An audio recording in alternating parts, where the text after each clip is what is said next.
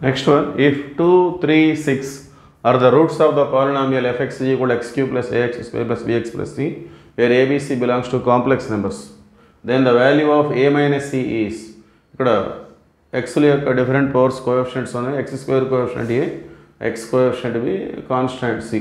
So A minus C value మనం కనుక్కోవాలి.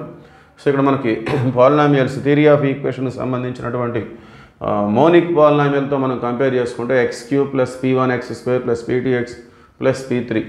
So ఆ విధంగా కంపేర్ చేసుకుంటే ఏ అనేది మనకి p2 పొజిషన్లో ఉంది, సారీ p1 పొజిషన్, అంటే మనం s1 క్యాలిక్యులేట్ చేస్తే మనకి ఈజీగా ఏ వాల్యూ వచ్చేస్తుంది. సో ఇది s2 పొజిషన్, ఇది s3 పొజిషన్. సో s1 అంటే అర్థం ఏంటి, some of the roots 2 plus 3 plus 6 is equal to s1 అంటే మైనస్ p1, అంటే ఇక్కడ మైనస్ p1 అంటే ఏ. సో ఈ ఈక్వేషన్ని మనం X cube plus p1 x square plus p2x plus p3. So ఇక్కడ హైయెస్ట్ పవర్ ఆఫ్ x యొక్క కోఎఫిషియంట్ 1 కాబట్టి దీన్ని మనం మోనిక్ పాలినామియల్గా ట్రీట్ చేస్తుంటాం. సో మోనిక్ పాలినామియల్లో డిగ్రీ 3 ఉన్నప్పుడు స్టాండర్డ్ ఫామ్ ఈ విధంగా ఉంటుంది. సో దాంతో కంపేర్ చేసుకుంటే p1 అనేది ఏ.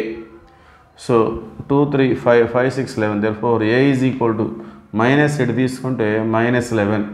అట్లానే మనకి సి వాల్యూ కావాలి. సో సి వాల్యూ కావాలంటే మనం product of the roots s3 తీసుకుంటే సరిపోతుంది.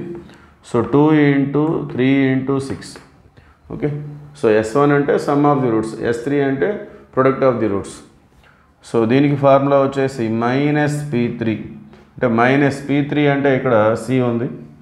సో 2, 3 6, 6, 6 36, మైనస్ ఇటు తీసుకుంటే c is equal to minus 36. Therefore a minus c, ఏ అంటే minus 11, minus into minus plus 36, 36 minus 11 అంటే 25, ఆప్షన్ సి. సో ఈ విధంగా క్యాలిక్యులేట్ చేసుకోవచ్చు. లేదంటే మన దగ్గర 2, 3 రూట్స్ ఉన్నాయి కాబట్టి వాటి యొక్క ఈక్వేషన్ కనుక్కొని, అంటే x minus 2 into x minus 3 into x minus 6, మన దగ్గర రూట్స్ ఉన్నాయి కాబట్టి వాటి ఫ్యాక్టర్స్ తీసుకొని ఈక్వేషన్గా ఇలా రాసి మల్టిప్లై చేసి దీంతో కంపేర్ చేసుకుంటే ఏబీసీ వాల్యూస్ వస్తాయి. ఆ విధంగా కూడా చేయొచ్చు. దానికంటే కూడా బెటర్ సొల్యూషన్ ఇది s1 s3. Okay, thank you.